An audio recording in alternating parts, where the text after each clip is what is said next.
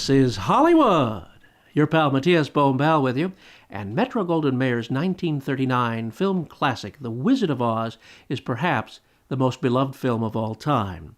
September marks the 75th anniversary of this example of the highest zenith achieved by the Hollywood studio system of the Golden Era.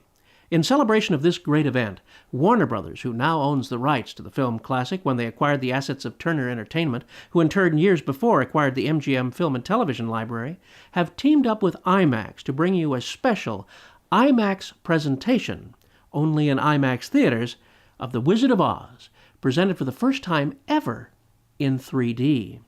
Classic film lovers need not worry. The original Technicolor 3-strip negatives and preservation prints have not been altered in any way. The digital age is upon us, and the computer technology used in making 3 dimensions from the vibrant original film staggers the mind. It might be quite a shock to see your favorite classic film stars in 3D for the first time, but it would not be unlike what audiences experienced 75 years ago, that opening night at the Chinese Theater in Hollywood, where the lucky holder of this ticket saw bigger-than-life 3-strip Technicolor in an imbibition dye transfer print for perhaps the very first time.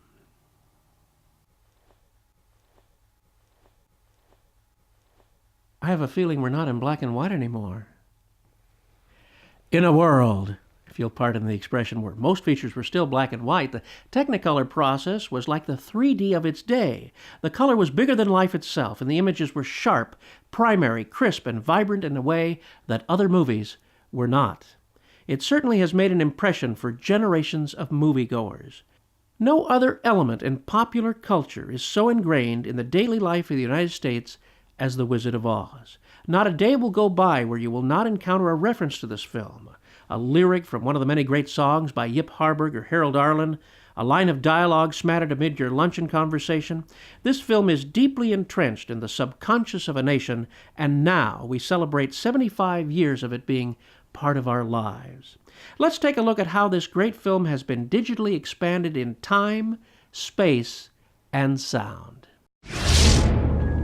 If you please, I am Dorothy. If there's any film that withstood the test of time and deserves the IMAX treatment, it's Wizard of Oz. This film is so unique. The legacy, its history. We're really proud to have had an opportunity to be a part of it.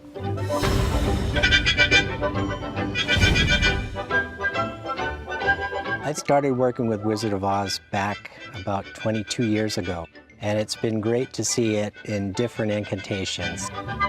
Wizard's the oldest film that's ever been converted to 3D, and it's a real testament to the craftsmen who worked on it and the photography at the time, the 3-strip Technicolor, that it can still hold its own technologically.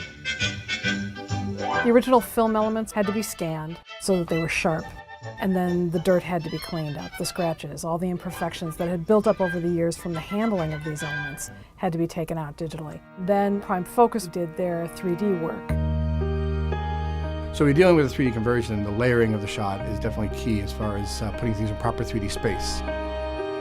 You have a lot of layering that they did when they originally shot it in 1939. So for us, we would have to go through and isolate all those different objects, and then in 3D, when we layer them, make sure that things that were closest to the camera actually had a lot more volume, and as they fell away from the camera, were actually a lot less. That way, to the eye, it seemed natural, as if you were standing on the set. I got their files that they had done the 3D work on, and I did the color correction in 3D, looking at it on a 3D projector. Being in such a large screen and being in 3D is literally going to put you into Oz. The 3D experience did heighten it a bit, and now you put IMAX on top of that, and it's quite powerful. There's no question that we could not have created this IMAX version without the tremendous efforts of everybody at Warner Brothers and their restoration group. A lot of image science has gone into DMR technology, a render-based process, which is really a fancy word for saying a lot of computers are churning away in the background.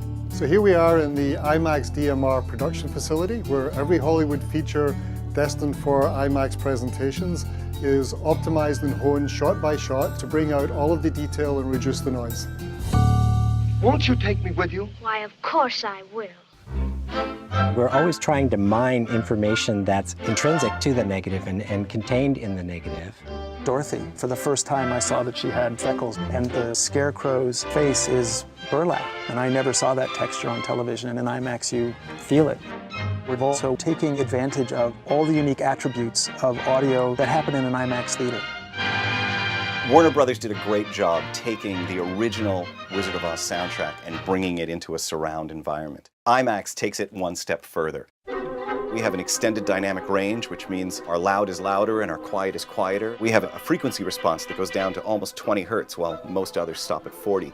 And that's the stuff you feel. That's what makes it tactile. So when you hear an IMAX movie, you're feeling reality. I'm not afraid of her. I'll see you reach the wizard. Given the legacy of the film, really retaining the spirit of everything that went into making this film 75 years ago was critical to us. From the conversion process to the IMAX mastering, there has got to have been easily 1,000 people involved. It's magical, it's beautiful, it's intimate, it's emotional. Audiences, they're going to rediscover a classic.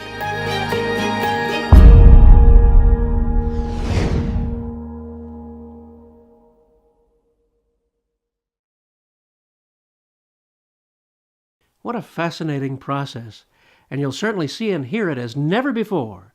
The great classic should be seen big and in a theater. Only there can you notice subtle details like Dorothy's wonderful freckles or Glinda the Good Witch's wand, which clearly shows the fingerprints of the actress Billie Burke who played her along its chromium shaft. Of course, Frank Morgan is the Wizard of Oz. Jack Haley, the Tin Man, Ray Bolger, the Scarecrow, Bert Lahr, the Cowardly Lion, and dear Margaret Hamilton as the Wicked Witch of the West. This is a one-week-only engagement in IMAX, in an IMAX theater near you, so don't miss it. Soon it will be released on Blu-ray for the home video market. This is your pal Matías Bombal bidding you a fond farewell, and there's no place like Hollywood.